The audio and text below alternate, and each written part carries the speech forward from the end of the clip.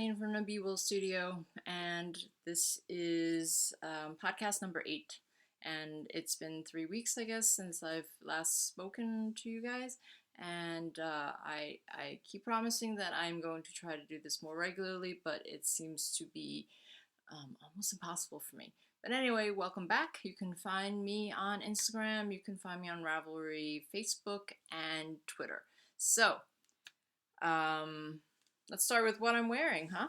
This is the Topaz, and it is from Katrine Birkenwasser, and it is in the Making Stories Jules book. And it's a gorgeous book if you haven't seen it, and I was drawn to this design right away. Although I have to say, it was very difficult for me when I was working on it because I had a hard time with the very long floats. So I ended up not meeting gauge, and my sweater ended up being there's more positive ease than intended, and the yoke actually has gone longer also because of it. And so it is a drop sleeves situation for me. It's a little difficult to wear with coats actually, but but I actually really love it the way it turned out.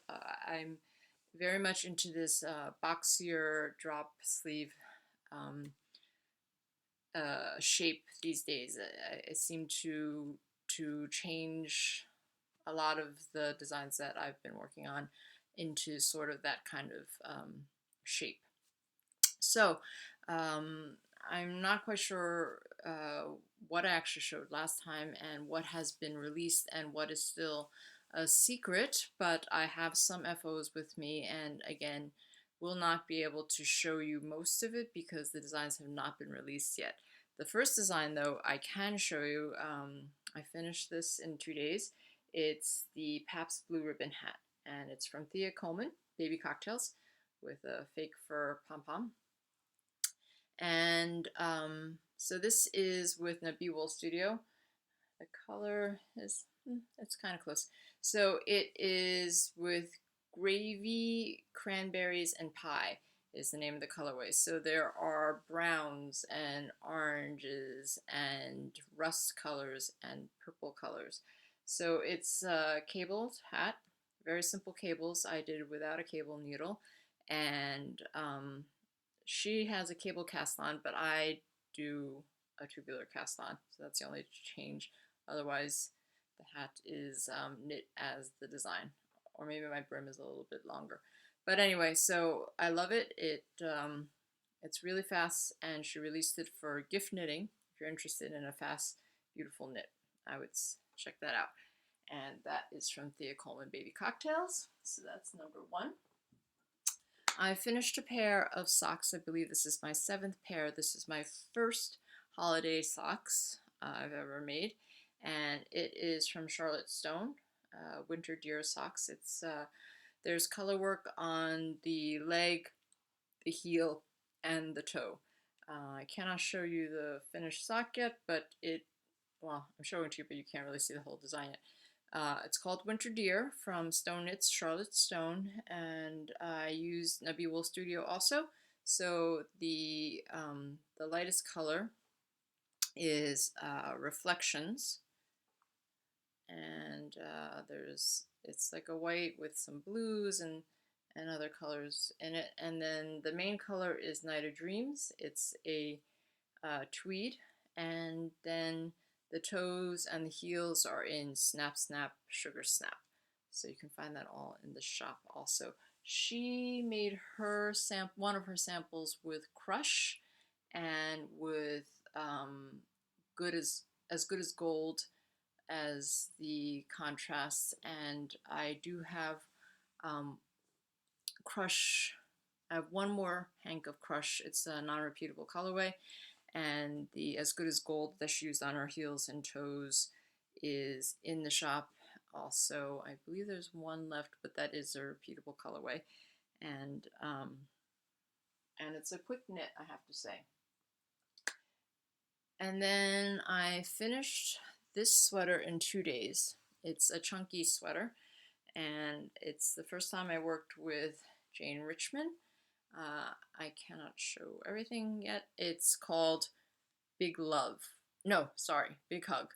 I'm not sure when she's releasing it, but I think soon. And it's with a chunky yarn. I used one from Nabi Studio. It's a hand spun um, yarn, and I did modify it, which I found out after I did that I was not supposed to. But it's a really fast knit, it's really wearable, and I absolutely love mine, and it's going to be super warm and cozy. Won't fit under a coat, but it's going to be great. And then I also finished a test knit for Erie MTL on Instagram, and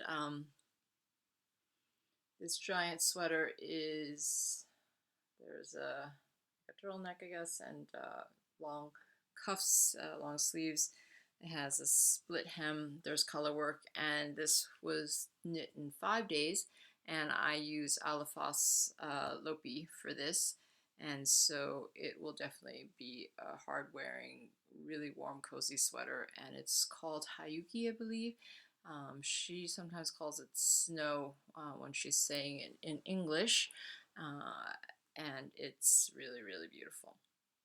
And then I also finished my test knit for Jen Steingass, and that was knit with Nabi Studio again, and it's kind of true to color, I guess, a little bit. It's showing up a little bit more orange than it is. So it's a rust red that I dyed, and then the contrast color is Honey Bear, and Honey Bear is still available in the shop. So those are some of my FOs that I have. I have other ones that are not yet released, but I'm not sure when they will be. Some more colorwork stuff. So I have whips, and I have 2 books that I really want to talk about that I received in the mail recently, and I really highly recommend. So, Strange Brew, Tin Can Knits. They have so many great patterns, and this book is filled with great colorwork patterns for the entire family. So if you have a baby, if you have a child, or your husband, or your father, or your mother, everybody can make sweaters for everybody here. Everything comes in a full range of sizes.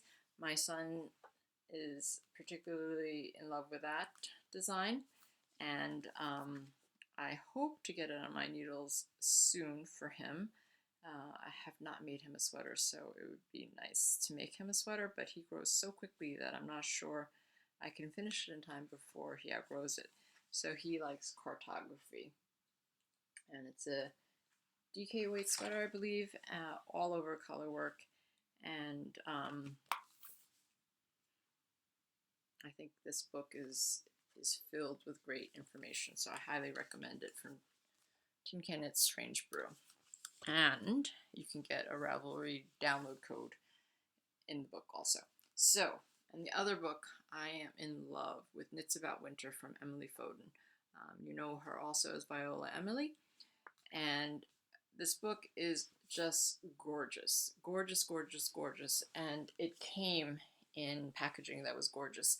So I ordered it from Pom Pom, and I actually almost didn't open it because it was wrapped so nicely, but you have to open it, obviously. So it's filled with gorgeous photographs, and there's this vellum sheet, and the patterns are all, I think, completely wearable,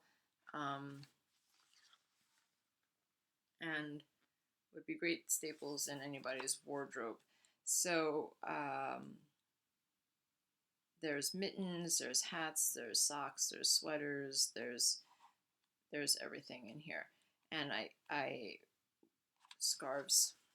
I would love to make basically everything, and I would love to try out her yarn one day.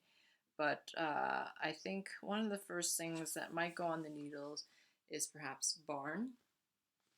Or there's a pair of socks in here that I think should go super, super fast and would be super, super cozy.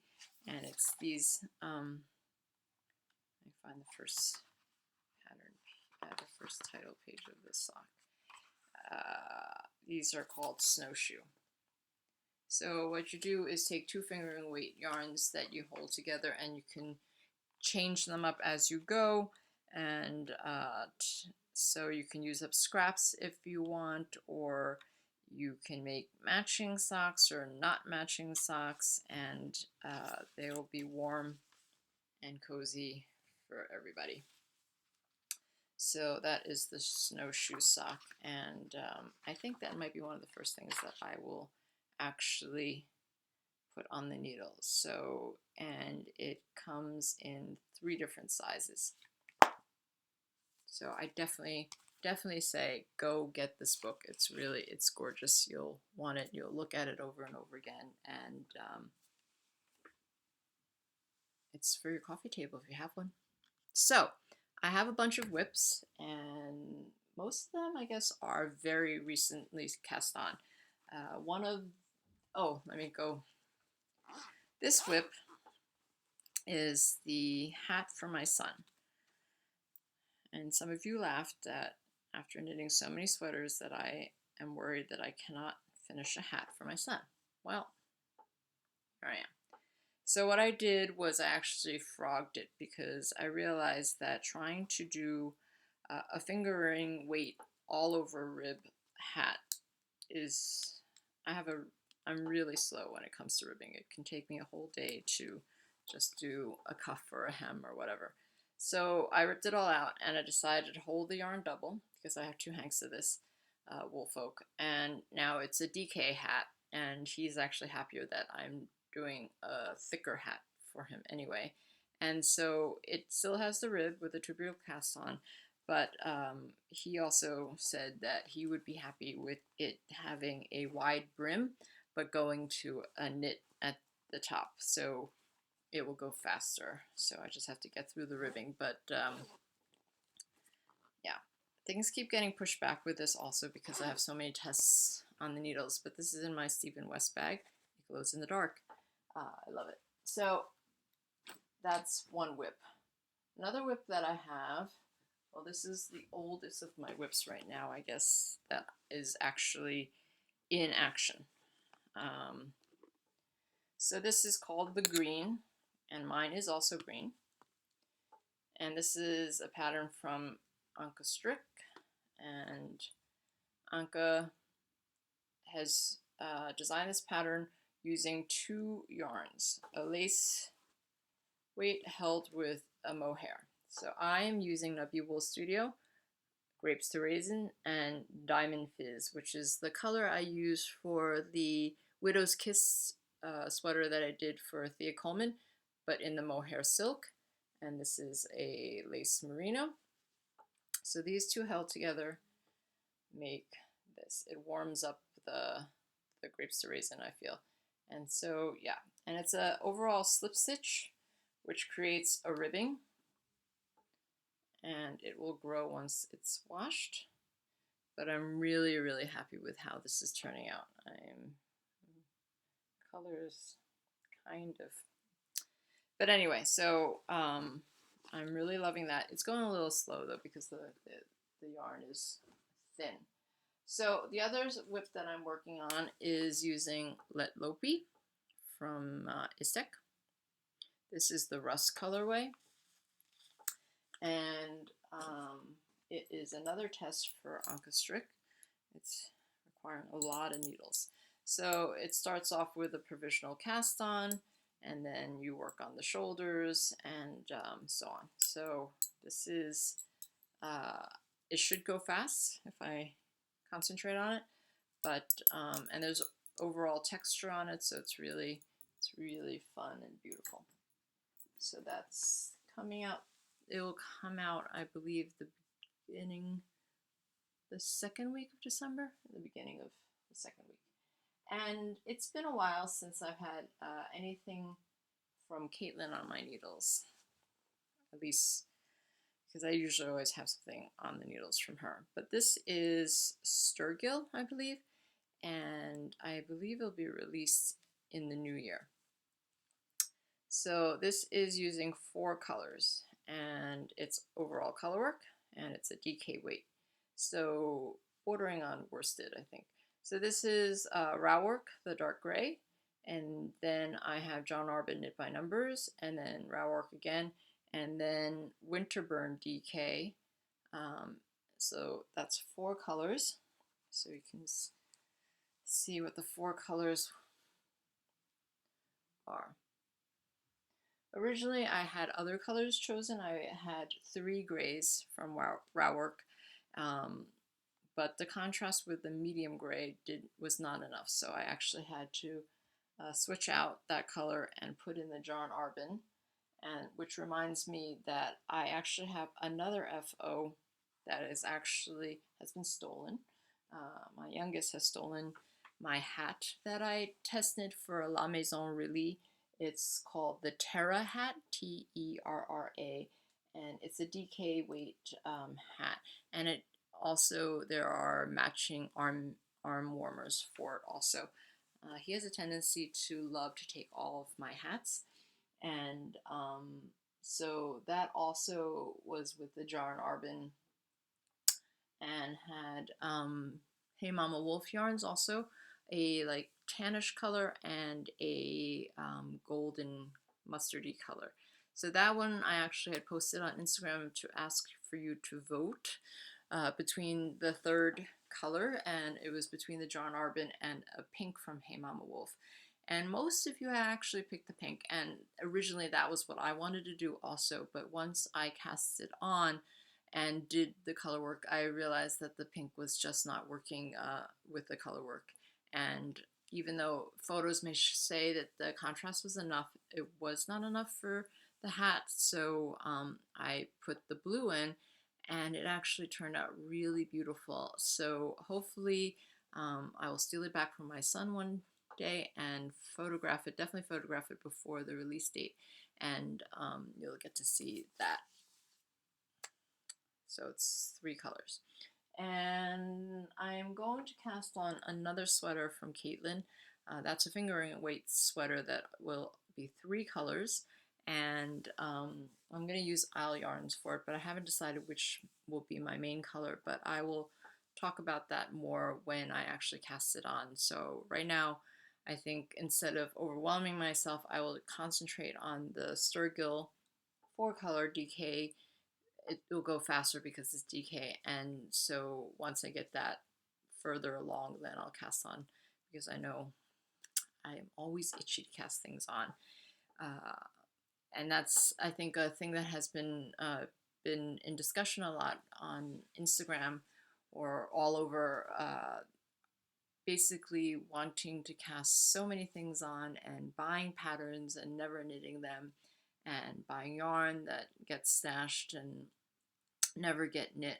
I'm a little torn about all these things. I do buy a lot of patterns because I'm excited about a lot of the designs that come out, and I really want to make all of these things, but I also want to support the designers, and more and more I'm realizing that the designers are not really making that much money off of the designs, and that a lot of them really cannot survive on just designing, and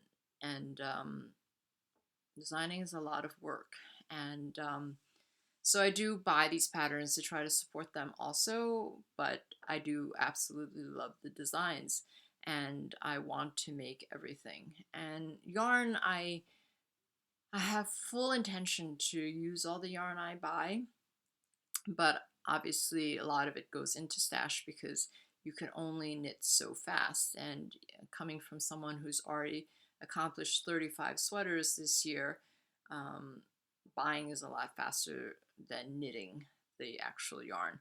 But I love going to look at my stash and trying to figure out what to pair with what, and the yarn brings me a lot of joy, and I've not put myself in debt or anything, so I think that Obviously, I can't always buy everything that I want, but if something is going to make me happy, I want to treat myself to those things because there's not that many things in the world that I can treat myself to and not put myself in debt and cause, you know, all kinds of chaos. And yarn, it doesn't really go bad. So as long as you store it properly, you can have it and use it whenever it pleases. And it's nice because sometimes I do forget what I have in my stash, and when I go look at it and I see something and it brings me joy all over again to see that, oh, I have this.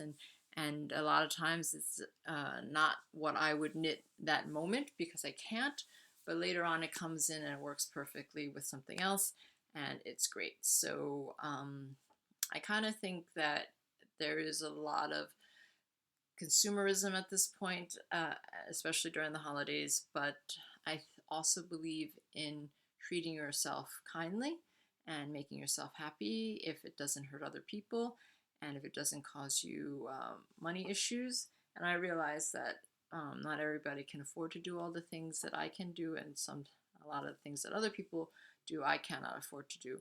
But you got to find those things that make you happy when you can and enjoy it. And if crafting is one of your favorite things, I definitely encourage joy from that, whichever way it comes to you.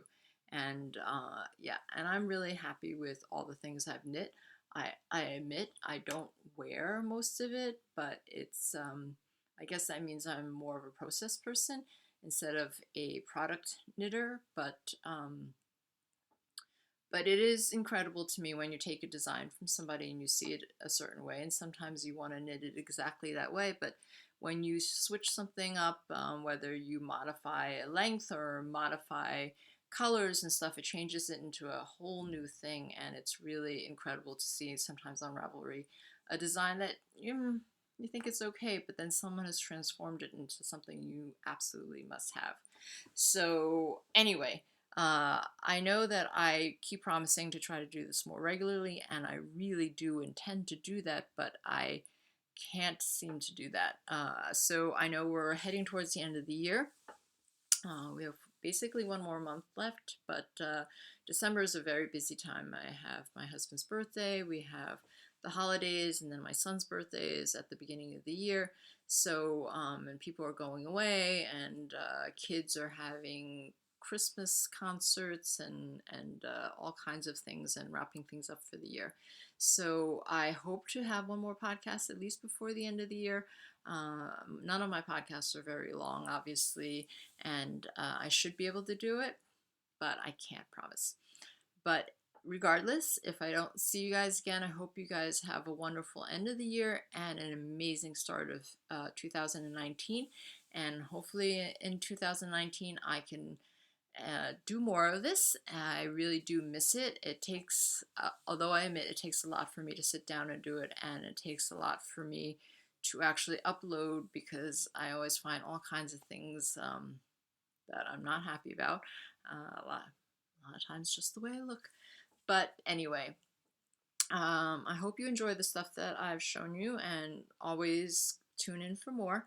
And you can find all the ways to connect with me down below. Oh, and I have the Ravelry group, which has been a little bit quiet, but please join and talk with me. And I love all the comments, and I hope to see you guys soon. Bye.